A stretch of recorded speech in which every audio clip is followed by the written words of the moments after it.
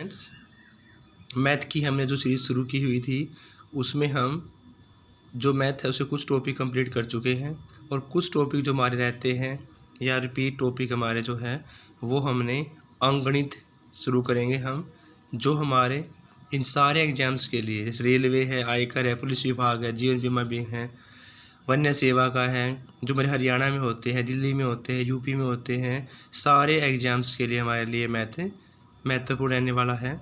तो इसलिए हम इसमें से जो टॉपिक है वो करेंगे और ये RS अग्रवाल के द्वारा लिखी गई बुक है। स्टूडेंट्स, हमारा मेन टॉपिक जो है वो ये रहेंगे, 29 टॉपिक दे रखे हैं हमारे इसमें, हम सारे टॉपिक पूरा करने की कोशिश करेंगे स्टूडेंट्स। ये हमारे मेन टॉपिक यहाँ पर रहेंगे। फर्स्ट चैप्टर हमारा जो होगा वो संख्याओं पर होगा। ठीक है स्टूडेंट्स, देखो स्टूडेंट्स, हमारे क्वेश्चन है ये संख्याओं पर आधारित है कि जो संख्या होती है, हमारे जो नंबर सिस्टम होता है उनके क्वेश्चन हम किस प्रकार से सोल्व करते हैं। जैसे सबसे पहले एक क्वेश्चन है आपका परफेक्ट नंबर का। इसने पूछा परफेक्ट नंबर होता क्या है। इसने कहा परफेक्ट नंबर जो है, लोवेस्ट नंबर मान लिया हमने 6 है। अब 6 परफेक्ट नंबर होता क्यों है, जो क्योंकि इसके जो फैक्टर है, जो इसके प्राइम फैक्टर हैं वो 1 है, 2 है और 3 है, और इन तीनों को ऐड करने के बाद हमारा क्या आता है, 6 आता है। तो आपका एक क्वेश्चन बहुत बार ही पूछा जाता है कि भी परफेक्ट नंबर क्या होता है। परफेक्ट नंबर वो नंबर होता है जिसके फैक्टर्स का सम उसी के बराबर होता है। आपने क्या करना है कि परफेक्ट नंबर वो नंबर होता है जिसके प्राइम फैक्टर का सम उसी नंबर के इक्वल होता है। जैसे आपका 6 एक परफेक्ट नंबर है। अब 6 एक परफेक्ट नंबर क्यों है, क्योंकि 6 के 3 फैक्टर्स है, प्राइम 1 है, 2 और 3 है।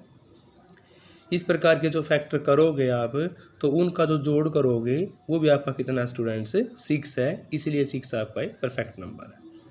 अब संख्या हमारी कौन कौन सी होती है स्टूडेंट्स, वो सब ने पढ़ रखे। नंबर कौन कौन से होते हैं हमारे पास, नंबर है 0, 1, 2, 3, 4, 5, 6, 7, 8 और 9।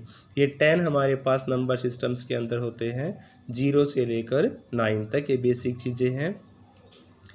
फिर जैसे छोटी क्लासेस के अंदर आपने देखा होगा कि किसी भी संख्या को आप शब्दों में किस प्रकार लिखते हैं। जैसे पहले हम इकाई का अंक लिखते हैं, फिर हम दहाई का, फिर सैकड़ा, फिर हज़ार, हज़ार के बाद 10,000, फिर लाख, लाख के बाद 10 लाख, फिर करोड़, फिर 10 करोड़, अरब, 10 अरब। इस प्रकार से हम संख्याओं को लिखते हैं। जैसे आपके पास ये संख्या दे रखी है 8609712534, इसको आपने शब्दों में लिखना है। देखो पीछे से यहाँ पर लिखा हुआ है भी, जो पीछे वाला है 4 आपका इकाई में आ जाएगा, फिर 3 है वो दहाई में, फिर आपका जो 5 है वो 100 में, फिर आपका 1000 में, फिर 1 आएगा आपका 10,000 में, फिर लाख में 7, 10 लाख में 9, फिर 0 आपकी करोड़ में, 10 करोड़ में आपका क्या आएगा 6, और अरब में आपका आएगा 8। इस प्रकार से आप संख्याओं को लिखते थे।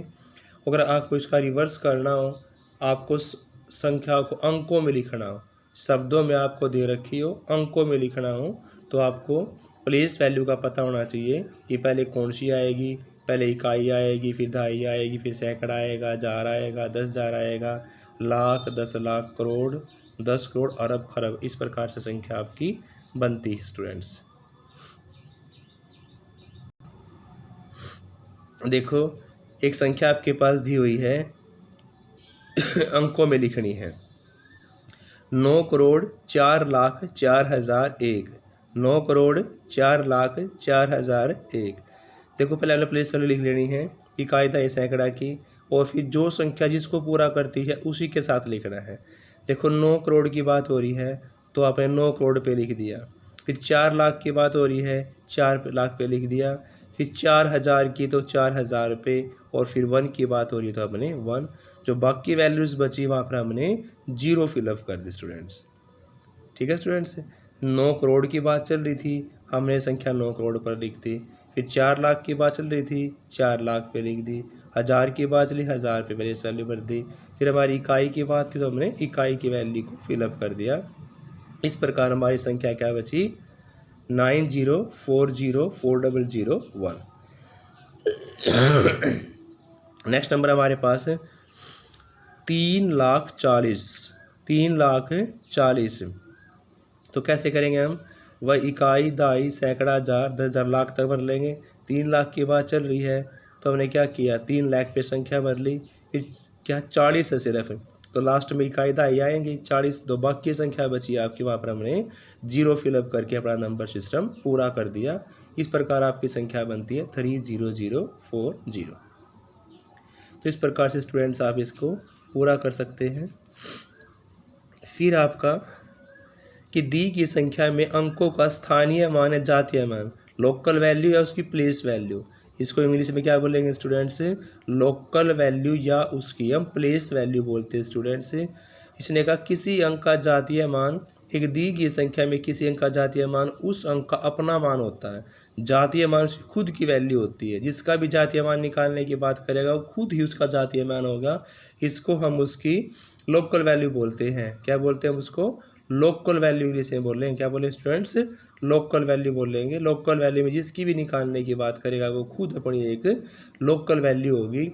जैसे आपके पास नंबर दे रखे हैं 53479 में अगर 3 की लोकल वैल्यू मानोगे तो क्या होगी, वो खुद 3 होगी। अगर 7 की निकालने की बात करेगी तो 7 होगी।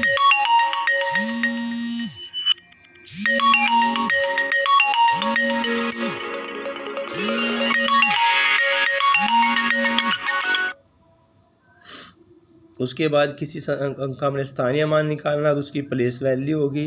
प्लेस वैल्यू निकालने के लिए हम क्या करते हैं, इकाई की मल्टीप्लाई 1 से करते हैं, दहाई की भी 10 से करती है, सैकड़े की भी किससे करेंगे स्टूडेंट्स, हम 100 से करेंगे। इस प्रकार हम उसकी प्लेस वैल्यू को निकालते मल्टीप्लाई करते चलेंगे। जैसे स्थानीय मान को हमने 1 से करना है और उसके बाद दहाई वाले को 10 से करना है, सैकड़े वाले को हमने 100 से करना है स्टूडेंट्स। देखो स्टूडेंट्स, जैसे हमने एक संख्या है 784339 में 648 का स्थानीय मान निकालना है, यानी कि उसकी प्लेस वैल्यू निकालनी है। जैसे 6 की जो प्लेस वैल्यू निकालोगे तो 6 की मल्टीप्लाई किससे करोगे स्टूडेंट्स, हम 6 सेकंड नंबर पे है, दहाई पे है तो किससे करेंगे, हम 10 से करेंगे, क्योंकि 10th प्लेस वैल्यू में उसकी मल्टीप्लाई किससे करनी पड़ेगी, 10 से। 100 वाले की किससे करनी पड़ेगी, 100 से करनी पड़ेगी। अगर हम 6 की बात करते, 6 हमारा 10th प्लेस पे है तो 6 × 10 क्या हो जाएगा आपका 60। 4 की निकालोगे तो 4 आपका किस नंबर पे है, 10,000 पे है तो किससे मल्टीप्लाई करेंगे, 10,000 से, तो आपका हो जाएगा 40,000।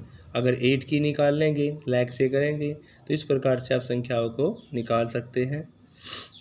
फिर आपकी इवन नंबर कौन से होते हैं, सम संख्याएं कौन सी होती हैं। सम संख्या यानी कि इवन नंबर, ऐसी संख्या जो 2 से पूरी तरह से भाग हो जाती हैं, सम संख्या कहलाएंगी। जैसे 2, 4, 6, 8 और 10 हमारी क्या है, इवन नंबर है। अगर हम बात करते हैं विषम संख्या होगी ओड नंबर की, तो ऐसी संख्या 2 से भाग नहीं होती, वो हमारी विषम संख्या कहलाएंगी। जैसे 1, 3, 5, 7, 9, 11 जब 2 से पूरी तरह से भाग हो जाएंगी वो इवन नंबर कहलाएंगे, 2 से भाग नहीं होंगी वो हमारी ओड नंबर कहलाएंगी। अभाज्य संख्याएं, प्राइम नंबर, ऐसी प्रत्येक संख्या जिसके 2 और केवल 2 ही फैक्टर हो, जिसके 2 के अलावा कोई फैक्टर ना हो, एक उसका खुद का और एक 1, यानी कि प्राइम नंबर वो होते हैं इसके सिर्फ 2 फैक्टर होते हैं, एक 1 और एक खुद, वो हमारी प्राइम नंबर कहलाएंगे। जैसे 2 है, 3 है, 5 है, 7 है, ये सारी नंबर आपके प्राइम नंबर हैं। प्राइम नंबर में आपको याद करना है उसके सिर्फ और सिर्फ 2 ही फैक्टर होंगे, एक वो खुद नंबर और एक उसका 1। फिर है कि जैसे हमें जांच करनी है कोई संख्या भाज्य संख्या है कि नहीं, यानी कि प्राइम फैक्टर है कि नहीं, तो उसको चेक करने का तरीका एक क्वेश्चन हम देख लेते हैं। अच्छा, 173 का चेक करना है स्टूडेंट्स। हमने जो संख्या दे रखी है उसका जो परफेक्ट स्केयर चेक करना है। जैसे हमने 14 का स्केयर हमारा 196 होता है, वो इससे बड़ा होता है, यानी कि कोई भी नंबर लेना है उसका स्केयर जो नंबर हमारे पास दिया हो उससे बड़ा होना चाहिए।